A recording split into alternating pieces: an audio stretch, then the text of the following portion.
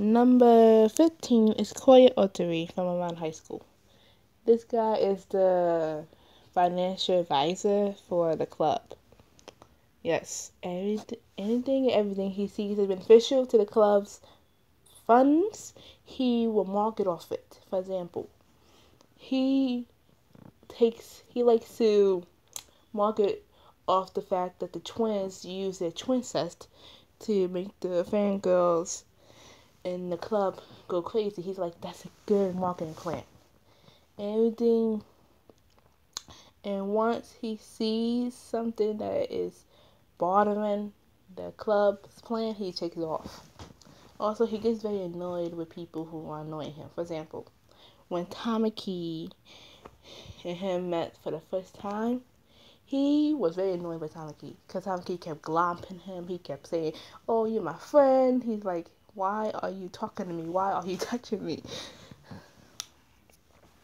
It's also a case where he gets super, super scary because, he's the mom of the group, as said by Tamaki. He gets super scary when people are threatening the club, okay? Because he once told Haruhi, that if she tried to leave the club without paying her debt, he's going to have the ninjas of his family come and kidnap her. And find her. He's a good character. He is a really good character. He's a complex character. He's really good. He's funny too. I mean, when you take away the fact that he's super scary at times, he's a really good character. Yeah. Okay.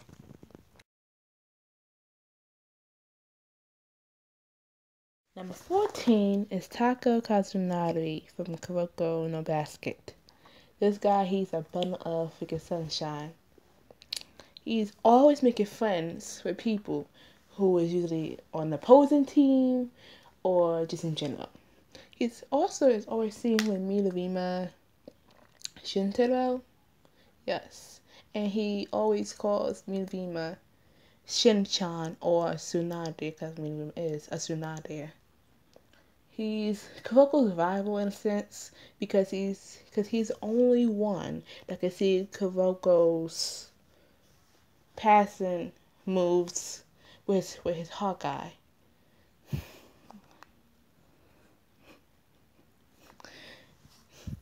Yes, he's kind of he's adorable in a sense too, cause in the first episode where the viewers saw Taco, he was complaining about Minamima leaving him behind. And that was just adorable to me. Okay.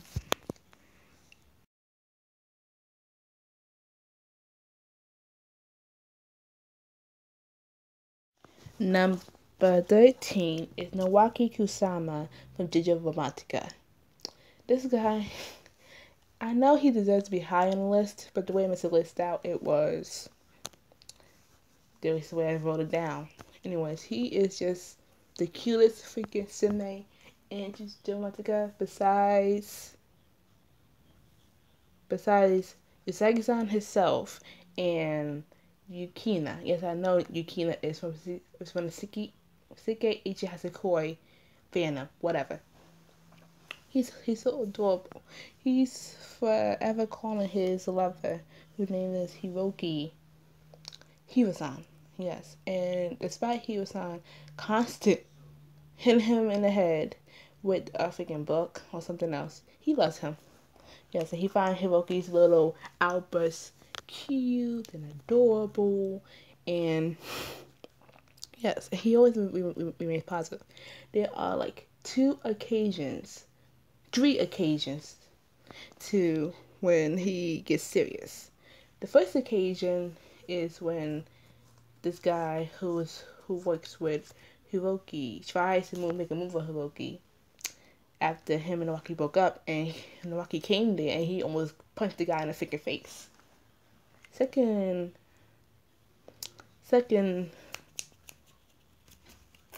occasion is when Hiroki tried to intervene him when he won an apartment, he said it's not a joke, it's not funny. And he yelled at Hiroki. Now Hiroki, he didn't know what to do. He didn't know whether to be turned on or scared, because Nawaki never did that before. Nawaki is always like bubbly and excitable, and he's always kind-hearted. Yes. And the third occasion is when Nawaki Senpai, his name is Sumori, he tried to touch Hiroki, and he said, "I'm the only one who can touch Hiro-san." Yes. Here's a little background. Nawaki was abandoned by his family on the doorstep of an orphanage. Yes. So his birth date is non-disclosable. Nobody knows when he's born or what year he was born in. Yes. And he really never asked about his family like that. He just grew up at an orphanage, like, okay, this is my family now. He fell in love with Hiroki when he saw Hiroki crying over Usagi-san. Yes, because in the past, Usagi-san and Hiroki was ex-lovers, when, so to speak, ex-lovers, not really, because Hiroki and him slept one time together, and that time was the most. Anyways, he's a really bun of sunshine. He is so adorable, okay? Every time he said he was not all the fingers, his heart melt.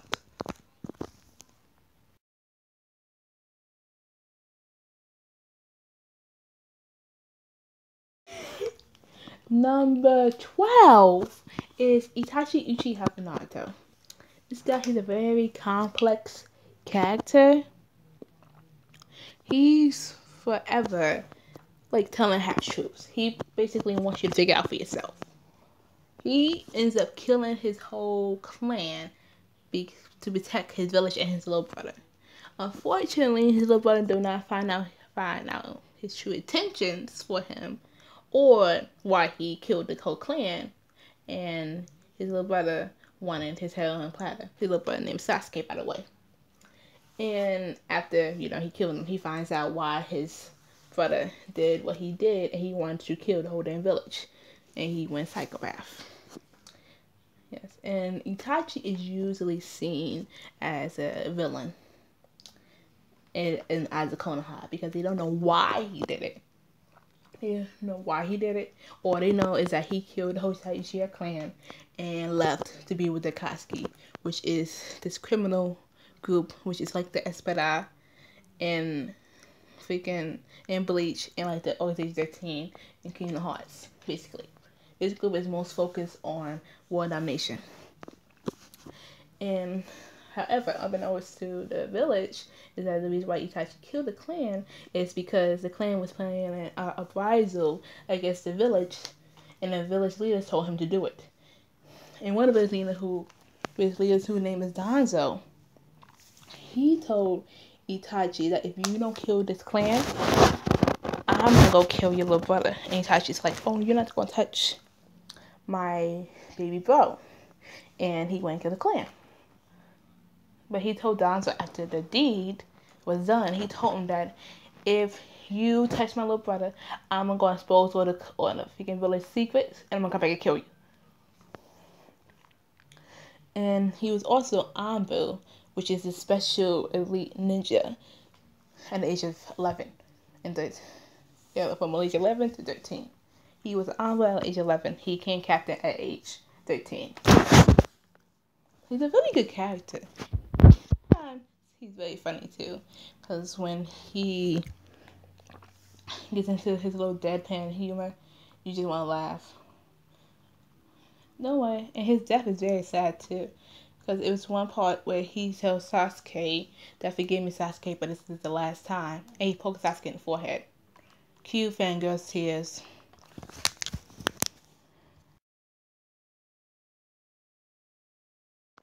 Number 11 is L from Death Note.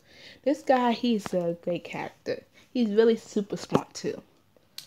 Yes, he comes to Japan to find out who this killer named Kira is. And as many people know, Kira is actually late. And L knows who Kira is, but he actually, along the way, he finds out who Kira is without people telling him, but he actually want Light to confess to it. Anyways, he's also very obsessed with sweets. This guy, he could eat up about 3 cakes and 2 brownies in a day and not get any weight. And he's forever drinking coffee or tea. And he's ever sitting in this position where he's crouched down and his feet is pressed on the floor. And it's comfortable for him because I can't do it. He also, spoiler alert, he died due to a heart attack because one of his plans was to get Kira at the scene of the crime. And for some reason, that put this chick named Misa in harm's way. And this other chick, I forgot her name. Her name begins with R. I'm sorry. She thought that she was in danger, Misa, that she was in love with Misa, and she wrote L's in a freaking death note, and she made him die. Yeah. He also left behind 2 successors who was going to follow on his legacy. But one of the successors, whose name was Mello, left because he didn't want to be a part of that. He was like, I'm not sharing L's legacy with him. And the guy who actually successed L was this dude, named Nia. Number 10 is Haruka Nanase from Free. This guy, he is obsessed with water. Obsessed with it. He also loves swimming. Yes. It's a thing around the Free fandom where it's a ship called Horror times Pool. Horror/Pool, because Horror just loves the pool. And I haven't really gotten falling into Free, but from what I see, he gets really angry when you don't be serious about the water. Also, he's very deadpan. But he likes to cook, and his favorite food is mackerel. And for some reason, he likes to cook in an apron with no shirt on. And he put no shirt on and just his pants on. And I'm just sitting here like, well, that makes a very good image if you're Ren or Makoto. Or if you want no shippers who freaking ship Sosuke and higher. Okay. And he's ever sunbathing in a bathtub. He's a good complex character. He's very good. Sorry, I can't say the same. Number 9 is Japan from Hitalia. This guy, he's so adorable, okay? He is basically how Japanese people look, with the black hair, brown eyes, kimono, and sandals. He's kind of smooth, sarcastic. Because I remember one time when China met him, he told China, "Greeting China-san, I'm from Japan of the East, and you must be, son of the East, you must be son of the West," which means that he's much better than him. I'm sorry, I got that wrong, but whatever. Yeah. He's also very serious about some stuff, but it's sometimes in the anime where he goes out of his seriousness and do stuff that make the fangirls go crazy. He is adorable as heck. Okay, and most fangirls ship him with Greece. If you're like me, I ship him with China. Number 8 is Levi Ackerman from Attack on Titan. This guy, everybody knows who Levi is, but this guy, he is obsessed with cleaning. Like, if it's like a speck of freaking dust on like a limb or something, he will freak out about it and he just clean it. It was one scene in the Attack on Titan anime where he killed a Titan and he sat on a freaking rooftop and it was cleaning off his blade and it was like filthy. Also, despite him being very, very short, he gets shit done. Okay, it was one incident where Eren, who turned when Aaron turned into a Titan, the council was going to kill Aaron. And Levi stepped up and beat the shit out of Aaron. But that was only because he wanted to protect Aaron in some form way. Because if he didn't do that, the council members was going to kill him. He wanted to show the council members that Aaron is not a bloodthirsty Titan. And after that, he went and asked Aaron, "Do you hate me?" Aaron's like, "No." And all due to the anime, he was protecting Aaron because they made him the protector Aaron. You know, Aaron's like fucking scared shitless of him. He's a really guy. I mean, his background is kind of a mystery until you read the side story with him, which means his background is really sad once you read it. He's sad.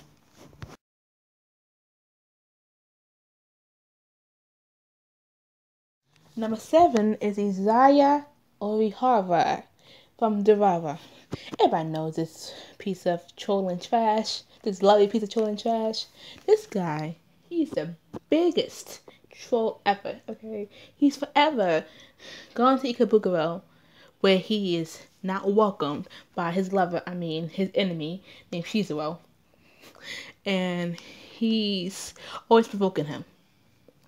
And this even started when he was in high school. He was the one who always got people to fight Shizuru because he liked to see Shizuru fight.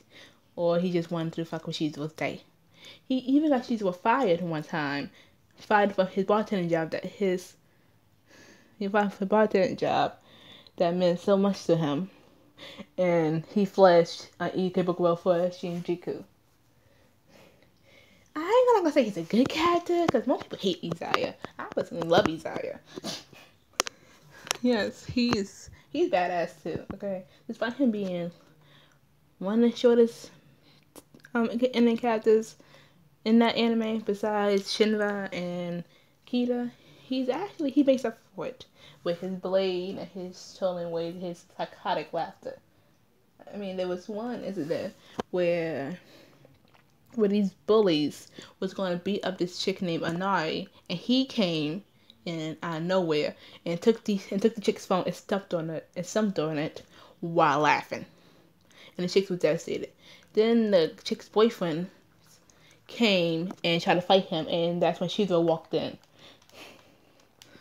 And yes, and he gets off on making Shizuru angry. Everything he does makes Shizuru angry. He can be breathing in Shinjuku, and Shizuru can hear him from 5 miles away, and he would say, "Oh, there go my Shizu-chan," because he calls Shizuru Shizu-chan. He hates it. He doesn't care. He even got Shizuru hit by a freaking truck one time, twice.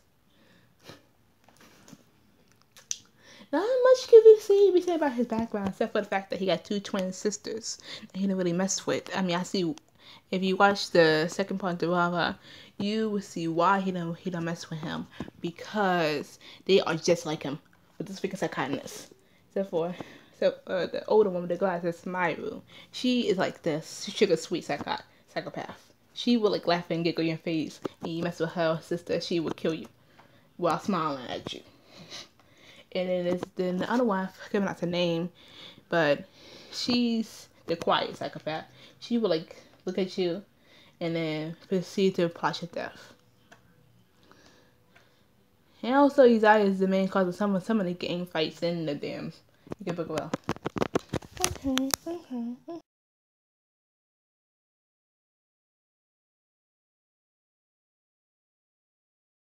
Number 6 is Rin Akumura from Blue Exorcist. He, along with his twin brother Yukio, is half demon, half human. He ends up killing his adopted father unknowingly because he found out about his demonic blood, and he was mad that his adopted father kept that away from him. And he told his adopted father that don't ever pretend like you care about me ever. And his adopted father was just heartbroken. And on Seren and Yuki, and on Seren, he did not know that Satan, who is his dad, by the way, he did not know that Satan was harbored into his father's soul. So when he told his father that, it made his father will go down, and Satan came out and killed his dad. I know it's not his fault. Tell that to his twin brother who blames him for his death at first. Yes. And Ren also joined this, I'm trying to think, it's this group called Cross, or it's whatever. He joins this group to help fight the demons off and stuff that his brother Yukio likes. He's a really funny character, and his little outbursts are so cute. Him and his brother Yukio lives in this abandoned dorm room together. Yes, a lot of sexy times going on in that dorm room. I'm not sorry. But, yeah. He's a really good character, to be honest. It's really sad somehow. At first, he was always picked on. Him and his brother was always picked on by kids because he was different. You know, he would always lift stuff up differently. He would always look differently. He would dress differently. Anyways. Number 5 is the kid from Soul Eater. This kid, he is obsessed with symmetry. If it's not symmetrical, he would go to the great lengths of destroying it, or he might pass out, or he might cry and say, I'm a piece of unsymmetrical trash. I don't deserve to live. He also hates it when somebody talks about the lines on his head, because the lines on his head are not symmetrical to the rest of him. And basically, he's a Shinigami.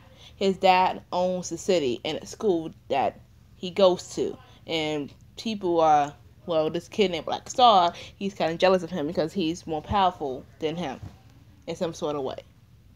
His OCD with symmetry is kind of his weakness, because when something's symmetrical, he will stare at it in beauty, stare at it in awe, and that same thing might kill him. Because it was one incident where he was staring at this mummy in one of the episodes, and he almost got killed. Well, not really. He's immortal. But he got beat up very badly. It was until the mummy came out of his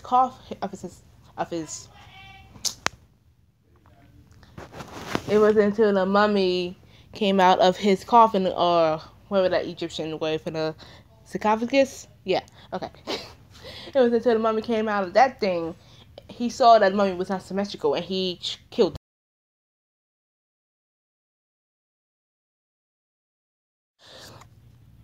Number 4, Sasuke Uchiha. This lovely asshole, okay? Basically, everybody knows what happened to him, but I'm just going to give you a little insight on, yeah. He lost his whole clan when he was 7 or 8 by his brother. Yes. And due to his brother killing the whole clan, he wanted his brother's head on a silver platter, basically.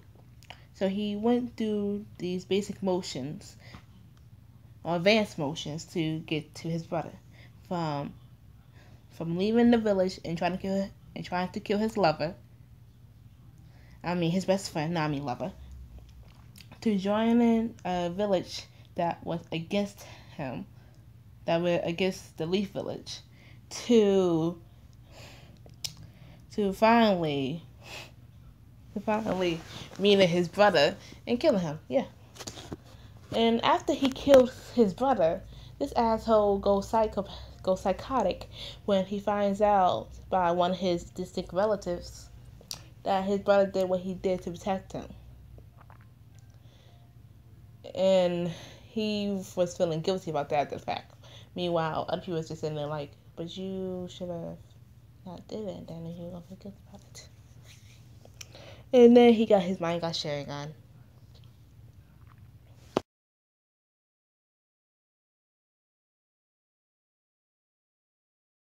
Number 3 is Kisa Shota from Shige Ichi Hasakoi.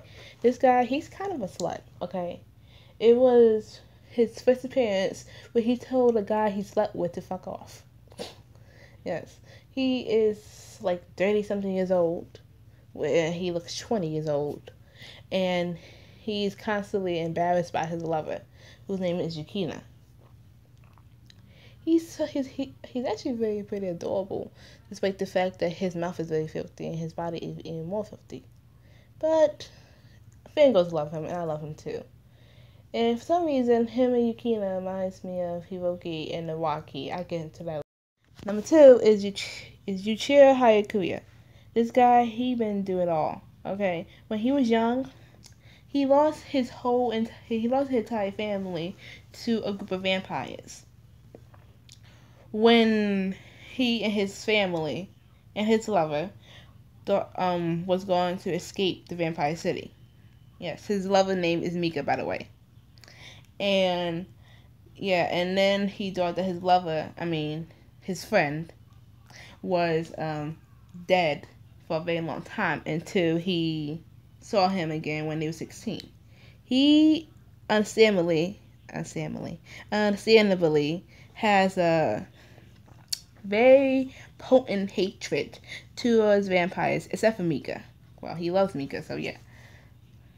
He also joins this team of vampire slayers to help and try to destroy the vampires. And he also works very, very hard to make sure that nobody.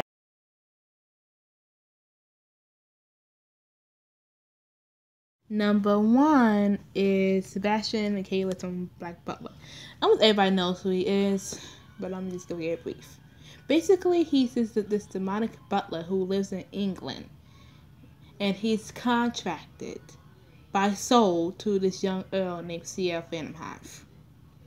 He is most known for fighting with kitchen utensils. There was one scene in the anime where he kills off these group of men that went and kidnapped CL with those kitchen knives. He's pretty badass, if you ask me. And it's funny because he's a demon, but yet he's a good guy. Whereas the angels in anime is usually the bad guy.